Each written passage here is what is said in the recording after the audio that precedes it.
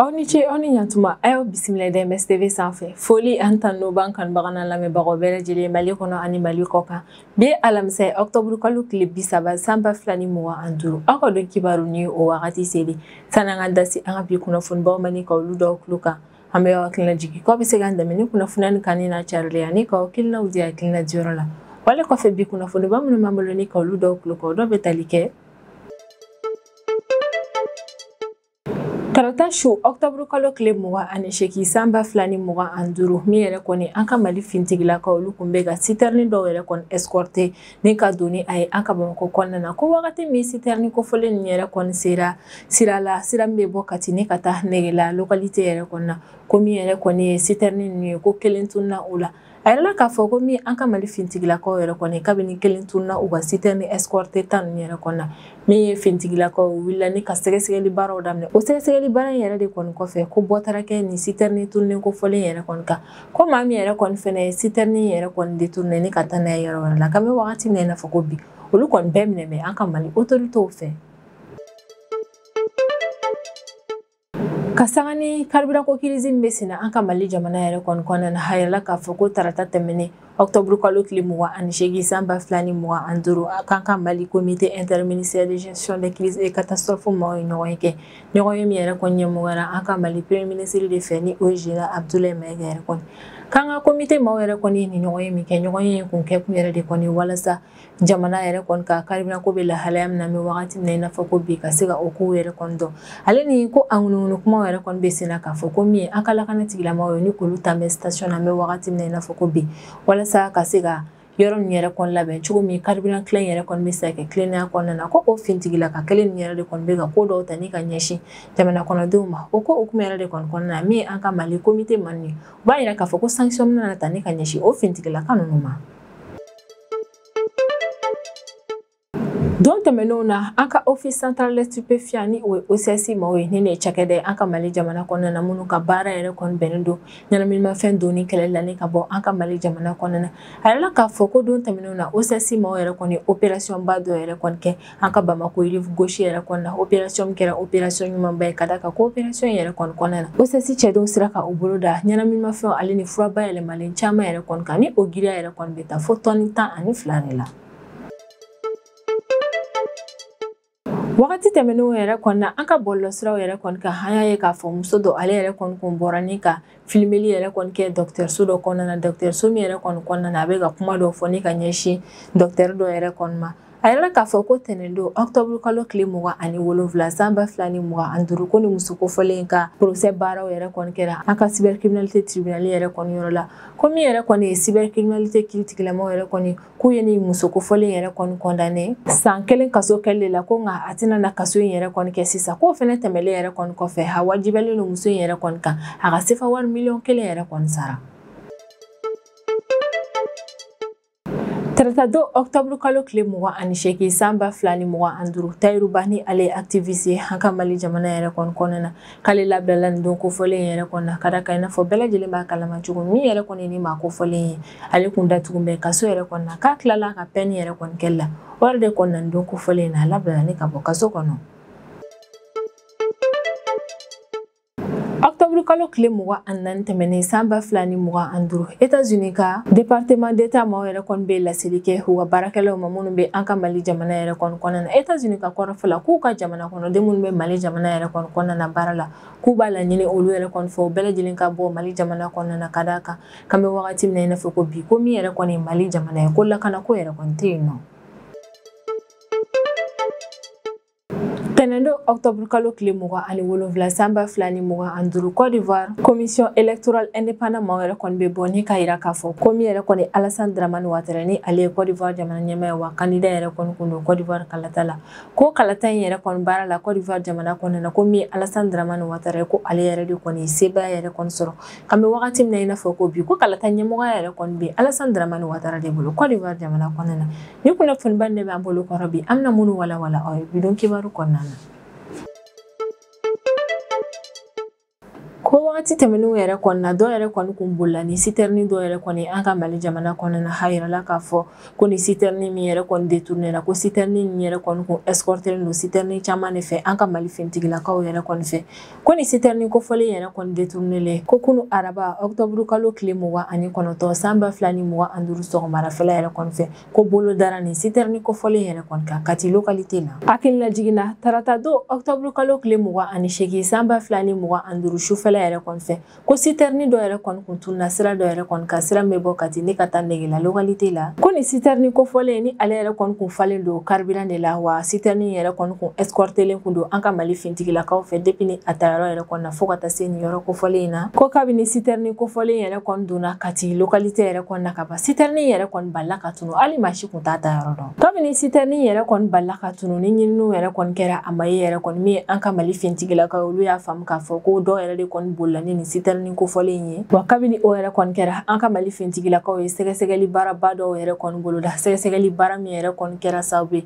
n'u sera ka citerne kofɔlen yɛrɛ kɔni localiser teliya la ko citerne yɛrɛ kɔni localiseli yɛrɛ fɛnɛ kɔfɛ maa minnu yɛrɛ kɔni kun ye citerne détourner ne k'a siyɛn ka taa n'a ye yɔrɔ wɛrɛ la ko bolo dara o maa ninnu fɛnɛ kan an ka Mali finitigilakaw ka sɛgɛsɛgɛli baaraw yɛrɛ kɔni kɔnɔna na u bɔra kalama k'a fɔ ko citerne kofɔlen yɛrɛ kɔni ko ale siyɛnna ko wa carburant min yɛrɛ kɔni bɛ citerne in kɔnɔna na k'o feereli yɛrɛ kɔni daminɛna maa ninnu fɛ ka ban kabini bɔtara kɛ citerne kofɔlen yɛrɛ kɔni kalama min ye Kati préfet yɛrɛ kɔni ye arabadon sɔgɔma octobre kalo tile 29 san 2025 ale kɔni wulila teliya la ne ka se ka taa i ɲɛ da citerne kofɔlen yɛrɛ kɔni kan ale ni ka taa lajɛ maa ninnu yɛrɛ kɔni kun kɛmɛ ni ka siyɛnni modèle min yɛrɛ kɔni kɛ ka se ka t'i ɲɛ da o bɛɛ lajɛlen kan ko maa min yɛrɛ kɔni kun bolila ni citerne kofɔlen yɛrɛ kɔni ale kun taara citerne yɛrɛ kɔni kɔnɔfɛnw bɛɛ lajɛlen yɛrɛ kɔni yɛlɛma minɛn dɔw kɔnɔna na k'u bila magasin ba dɔ yɛrɛ de kɔni kɔnɔna na ko magasin yɛrɛ kɔni dayɛlɛlen an ka Mali finitigilakaw taara bɔ fɛn minnu ka olu de ye ko 20 litres bidon 89 o bɛɛ lajɛlen de kun falen don gasoil la ko barigo min yɛrɛ kɔni kun bɛ a ka ca ni barigo 15 ko wa o barigo nin bɛɛ lajɛlen fɛnɛ kun falen don gasoil yɛrɛ kɔni na maa ninnu bolo ni magasin kofɔlen in kɔnɔna na ni 16 ba min yɛrɛ kɔni kɛra an ka Mali finitigilakaw yɛrɛ kɔni fɛ o 16 yɛrɛ kɔni kɛra sababu ye ni ka tiɲɛtigiya k'a yira k'a fɔ yɛrɛ kɔni ko dɔw yɛrɛ kɔni ka baara de ye tajimafɛnw détourner de ye walasa ka se ka taa u dogo k'o feere sɔngɔba la wa ko in y'a yira k'a fɔ fɛnɛ ko dɔw fɛnɛ ka baara yɛrɛ de kɔni citerne détournelen ni u kɔni donna jamana kɔnɔna na ni opération in kɔnɔna na bɛɛ lajɛlen y'a faamu k'a fɔ ko min ye an ka Mali finitigilakaw yɛrɛ kɔni ko u ti dan dɔrɔn ni k'a convoi nin yɛrɛ kɔni lakana sabati k'ali ni citerne kofɔlen nin yɛrɛ kɔni donna jamana kɔnɔna na min an ka Mali finitigilakaw bɛ fɛɛrɛ bɛɛ lajɛlen latigɛ citerne bɛɛ lajɛlen ka se a seyɔrɔ la walasa min yɛrɛ kɔni suyɛnni walima a détourner yɛrɛ kɔni ka dankari u la jamana kɔnɔna na a kɔni yirala k'a fɔ ko maa min yɛrɛ kɔni kun bɛ ka citerne kofɔlen yɛrɛ kɔni boli ko bolo dara ale yɛrɛ kɔni kan wa maa minnu yɛrɛ kɔni kun kɛnbɛ ni ka nin carburant kofɔlen ninnu sanni maa in yɛrɛ kɔni bolo k'u bɛɛ lajɛlen minɛ an bɛ wagati min na i n'a fɔ ko bi an ka Mali autoritéw fɛ nin yɔrɔ yɛrɛ kɔni na foliba bɛ kɛ ni ka ɲɛsin an ka Mali finitigilakaw yɛrɛ kɔni ma an b'u fo ka cɛsiri ale n'u ka baara kɛ ko ɲuman yɛrɛ kɔni na ka d'a kan u ma dan dɔrɔn citerne yɛrɛ kɔni escorteli dɔrɔn ma ni ka na u ye fɛɛrɛ bɛɛ lajɛlen latigɛ citerne hali kelen a kɔni kana na tunu ka bɔ citernew yɛrɛ kɔni na nin yɔrɔ yɛrɛ kɔni fɛn na an bɛ kangari gɛlɛn da ni ka ɲɛsin citerne détourner baga maa ninnu yɛrɛ de kɔni ma an b'a y'u la k'a fɔ k'u mana ko in yɛrɛ kɔni kɛ cogo cogo min ye an ka Mali finitigilakaw b'u bolo dɔw kan ko wa n'u kɔni y'u bolo dɔw kan k'a dɔn k'a fɔ ko ni ɲankiliw yɛrɛ kɔni bɛ ɲɔgɔn na don n'a nataw la an ka Mali comité interministériel de gestion des crises et catastrophes ma o yɛrɛ kɔni y'u ka ɲɔgɔn ye kɛ tarata don octobre kalo tile 28 san 2025 ɲɔgɔn ye min yɛrɛ kɔni ɲɛmɔgɔyara an ka Mali premier ministre de fɛ ni o ye Général Abdoulaye Maïga comité ma ninnu kun ka ɲɔgɔn ye yɛrɛ kɔni kun kɛ kun de ye walasa an bɛ wagati min na i n'a fɔ ko bi jamana ka carburant donni ko yɛrɛ kɔni bɛ lahalaya min na ka se ka o kow yɛrɛ kɔni lajɛ comité ma ninnu yɛrɛ kɔni ye foliba kɛ ni ka ɲɛsin u jɛɲɔgɔn ale ni gouvernement ma yɛrɛ kɔni ma ka d'a kan k'olu ka bolodi ɲɔgɔnma yɛrɛ de kɔni kɛra sababu ye n'an bɛ wagati min na i n'a fɔ ko bi ni min yɛrɛ kɔni ye tajimafɛ ko gɛlɛn yɛrɛ kɔni dɔɔni bɛ ka bɔ a la comité interministériel de gestion des crises ma yɛrɛ kɔni bɛ foliba kɛ ni ka ɲɛsin an ka jamana opérateur économique yɛrɛ kɔni ma kɛrɛnkɛrɛnnenya la minnu yɛrɛ kɔni bɛ tajimafɛnw ladon an ka jamana kɔnɔna na u b'u fo ka jamana kɔnɔden ɲuman yɛrɛ kɔnɔna ni wagati gɛlɛn in kɔnɔna na ka d'a kan an bɛ wagati min na i n'a fɔ ko bi hali n'a sɔrɔ jamana yɛrɛ kɔni bɛ tajimafɛ ko gɛlɛya yɛrɛ kɔni kɔnɔna na min yɛrɛ kɔni opérateur économique olu bɛ ka fɛɛrɛ bɛɛ lajɛlen latigɛ walasa ka se ka tajimafɛnw ladon jamana kɔnɔna na ka se ka olu yɛrɛ kɔni di station ma ko komi halisa an bɛ wagati min na i n'a fɔ ko bi tajimafɛn yɛrɛ kɔni sɔrɔli k'a ka gɛlɛn dɔɔni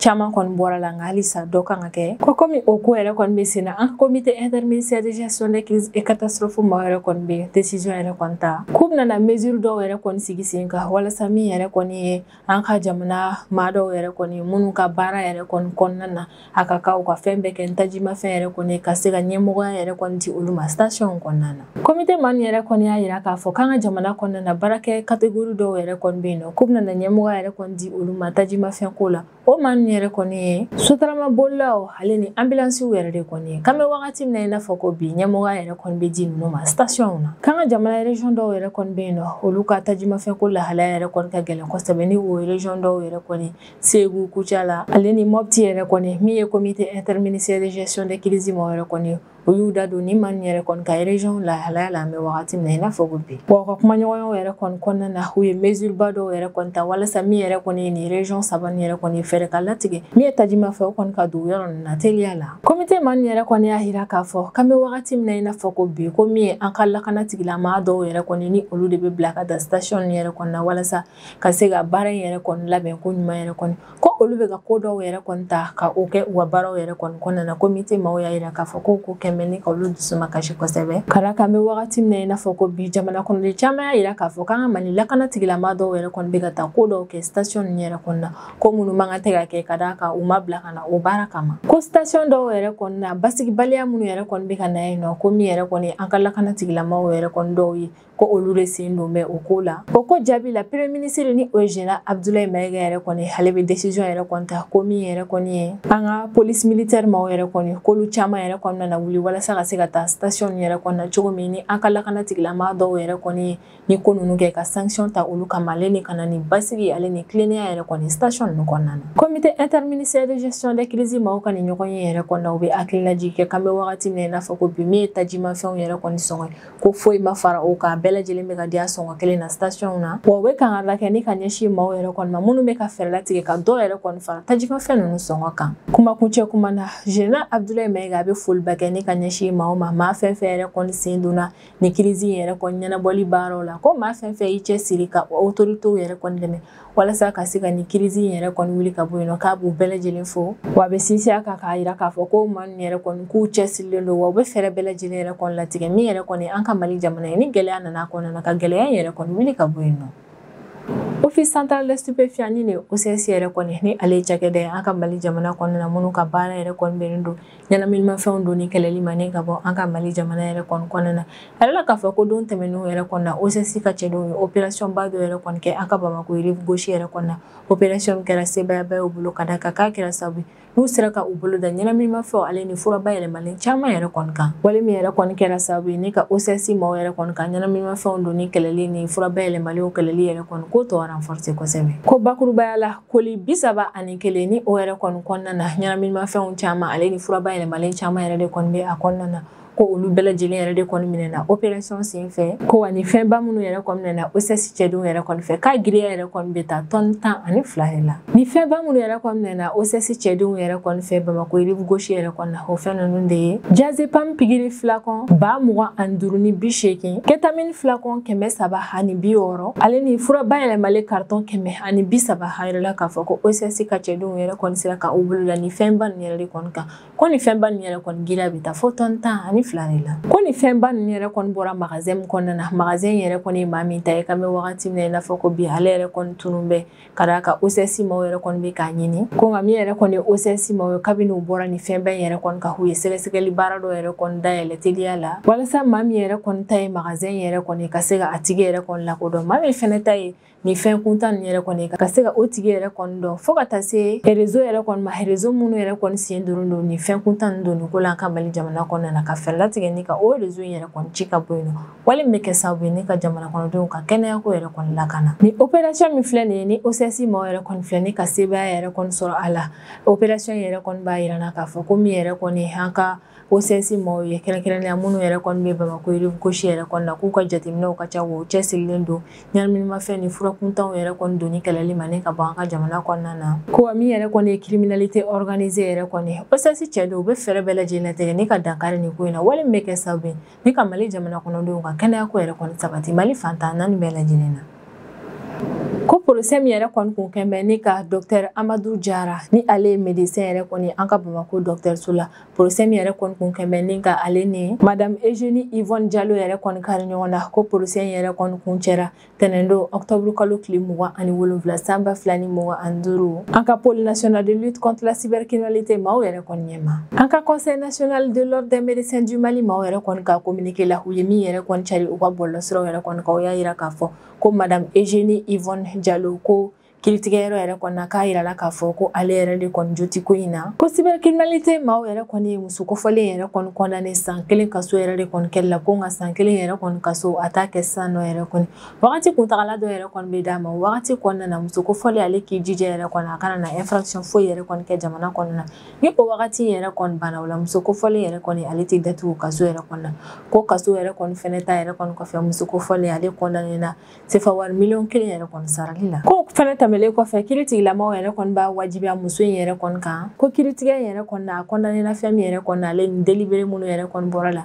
a k'o bɛɛ lajɛlen yɛrɛ kɔni cari a ka TikTok compte yɛrɛ kɔni sanfɛ. Ko ni a ma sɔn ni ka nin ko in yɛrɛ kɔni kɛ a bɛ 500 yɛrɛ kɔni fɛnɛ sara. Hakilila jiginna ni affaire yɛrɛ kɔni daminɛ yɛrɛ kɔni kɛra kalo damadɔni ka kɔni wagati in ɲɛ. Madame Eugénie Yvonne Diallo ni ale yɛrɛ de kɔni condamné na nin procès ko in yɛrɛ kɔni na. Ale ko ye vidéo dɔ yɛrɛ de kɔni cari a ka TikTok compte yɛrɛ kɔni kɔnɔna na. Vidéo min yɛrɛ kɔni kɔnɔna na a bɛ ka Dr Amadou Diarra ni ale yɛrɛ de kɔni kun bɛ service la dɔgɔtɔrɔso kofɔlen yɛrɛ kɔni na nin don in na a bɛ ka o yɛrɛ kɔni accusé ko bɛ ka kuma jugu dɔw yɛrɛ kɔni fɔ ni k'o ɲɛsin banabaatɔ ale ni u bilasiralibagaw yɛrɛ kɔni ma. Kabini ni muso kofɔlen yɛrɛ kɔni ye nin vidéo in yɛrɛ kɔni cari TikTok yɛrɛ kɔni ka vidéo in ye fangaba yɛrɛ kɔni sɔrɔ ka d'a kan maaw tora ni ka vidéo in yɛrɛ kɔni cari u ni ɲɔgɔn cɛla la. O wale yɛrɛ kɔni kɛra sababu ye ni ka Mali jamana kɔnɔdenw yɛrɛ kɔni ka kumaw caya bɔlɔlɔsiraw kan. Wa o kuma caya nin yɛrɛ kɔni kɔnɔna na Mali jamana kɔnɔden caman ye kuma jugu caman yɛrɛ kɔni fɔ ni ka ɲɛsin an ka furakɛlikɛlaw yɛrɛ kɔni ma dɔgɔtɔrɔsow kɔnɔna na. Muso kofɔlen yɛrɛ kɔni ye docteur kɛ min yɛrɛ kɔni accusé ni o ye Dr Amadou Diarra yɛrɛ kɔni ale fɛnɛ yɛrɛ kɔni farala an ka Mali ordre des médecins maaw yɛrɛ kɔni kan ni ka plainte tigɛ muso kofɔlen yɛrɛ kɔni kama a ka vidéo in carili ko la. Dr Amadou Diarra yɛrɛ kɔni ka kɔrɔfɔ la ko muso yɛrɛ kɔni bɛ ka accusation minnu kɛ ni ka ɲɛsin ale ma k'o yɛrɛ kɔni tɛ tiɲɛ ye. Ko vidéo in yɛrɛ kɔni kɔnɔna na ale tɛ ka kuma yɛrɛ ni ka ɲɛsin banabaatɔw yɛrɛ kɔni ma. Ko wagati muso in yɛrɛ kɔni kun bɛ ka ale filmer o y'a sɔrɔ ara min yɛrɛ kɔni kun bɛ dɔgɔtɔrɔso mɔgɔ kunbɛn yɔrɔ yɛrɛ kɔni na ko ɲagami de kun bɛ o yɔrɔ in na k'ale kun bɛ ka kuma ni ka ɲɛsin o man yɛrɛ de kɔni ma ale kun bɛ ka fɛ ka fɛɛrɛ latigɛ yɛrɛ de kɔni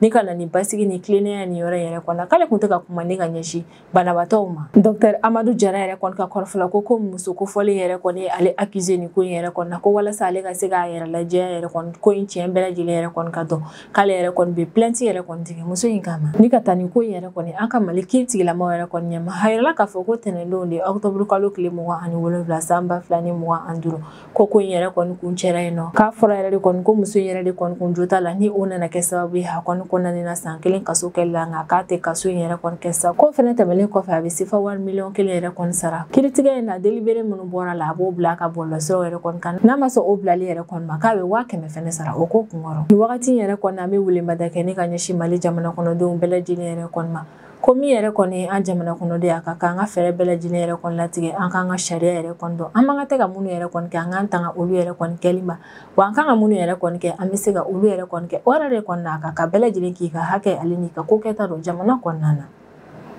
Tarata don octobre kalo tile 28 san 2025 Tayiruba ni ale ye activiste ye an ka Mali jamana yɛrɛ kɔni kɔnɔna na ko ale yɛrɛ kɔni tilalen a ka kaso kɛli la ko nin don kofɔlen yɛrɛ kɔni a k'a labilala an ka Mali kiiritigilamaw fɛ. Min yɛrɛ kɔni ye Tayiruba ye ko a bɛ i n'a fɔ ale kalo 3 yɛrɛ de kɔni kɛ kaso la an bɛ wagati min na i n'a fɔ ko bi hakilina jiginna Tayiruba ale yɛrɛ kɔni kɔnɔna la ka d'a kan ko nin ma kofɔlen yɛrɛ kɔni nɛni yɛrɛ de kɔni fɔ bɔlɔlɔsiraw sanfɛ wa ko juillet kalo tɛmɛnen de san 2025 laban yɛrɛ kɔni ko min yɛrɛ kɔni ye Tayiruba ale bilala détention provisoire la o yɛrɛ kelen septembre kalo tile 29 tɛmɛnen de san 2025 ni ma kofɔlen yɛrɛ kɔni taara ɲɛfɔli kɛ an ka kiiritigilamaw yɛrɛ kɔni ɲɛma a ka ko kɛtaw la an y'a ye k'a fɔ ko kalo 3 o yɛrɛ kɔni kɔfɛ ni o bɛnna tarata don ma octobre kalo tile 28 san 2025 ko ni ma kofɔlen yɛrɛ kɔni labilala an ka Mali kiiritigilamaw fɛ min yɛrɛ kɔni ye Tayiruba ye k'ale ka labilali yɛrɛ kɔni bɛ kɛ tilennenya yɛrɛ kɔni kɔnɔna na i n'a fɔ a ka condamnation yɛrɛ kɔni na a fɔra cogo min yɛrɛ kɔni yɔrɔ yɛrɛ kɔni na Mali jamana kɔnɔden caman yɛrɛ kɔni y'a yira k'a fɔ k'u nisɔndiyara kosɛbɛ ni Tayiruba yɛrɛ kɔni labilali an bɛ wagati min na i n'a fɔ ko bi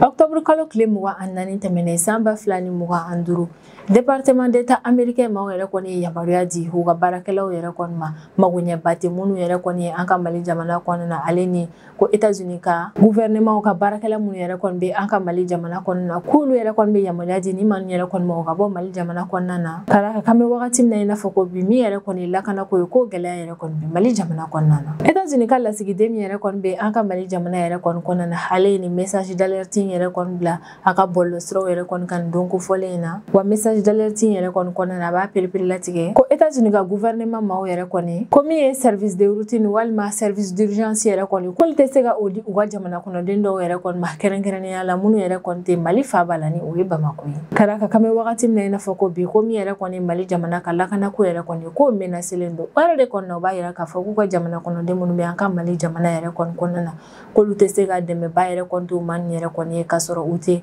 Mali faaba la États-Unis autorité maaw yɛrɛ kɔni ka kɔrɔfɔ la k'olu yɛrɛ kɔni bɛ min fɔ maa yɛrɛ kɔni ko o de ye i kɔni kana na voyager kana Mali jamana yɛrɛ kɔni kɔnɔna na k'a mana kɛ kun o kun ye k'olu kɔni b'a f'i ɲɛna i kana na se Mali jamana kɔnɔna na nin wagati in na k'o fɛnɛ tɛmɛlen kɔfɛ k'olu États-Unis ka gouvernement maa minnu yɛrɛ kɔni bɛ baara la an ka Mali faaba la ni o ye Bamako ye ko yamaruya tɛ o maa ninnu yɛrɛ kɔni bolo u ka déplacer ni ka bɔ Bamako kɔnɔna na ka d'a kan ko min yɛrɛ kɔni lakanako yɛrɛ kɔni ko o gɛlɛya bɛ Mali jamana kɔnɔna na o de la u b'a yir'u ka maaw yɛrɛ kɔni na ko minnu yɛrɛ kɔni ni magoɲɛba tɛ olu ye ɲan baara yɛrɛ kɔni na k'u bɛɛ lajɛlen ka bɔ Mali jamana kɔnɔna na k'u ka jamana kɔnɔdenw u b'a laɲini u fɛ u si kana na voyager ne kana Mali jamana yɛrɛ kɔni kɔnɔna na wa minnu yɛrɛ kɔni bɛ Bamako kɔnɔna na olu ka fɛɛrɛ bɛɛ lajɛlen latigɛ u kana na bɔ Bamako kɔnɔna na u ka to yen nɔ dɔrɔn ni ne bɛ dan sigi an ka bidon kibaru la an b'an kanubaga n'an lamɛnbagaw bɛɛ lajɛlen fo Mali kɔnɔ ani Mali kɔ kan an bɛ hakilina jigin k'aw bɛ se k'an dɛmɛ ni kunnafoni ni kanni n'a carili ani ka hakilinaw di hakilina diyɔrɔ la wale kɔfɛ an b'a fɔ a ɲɛna ko aw k'an bɛn a ɲɔgɔnna wɛrɛ ma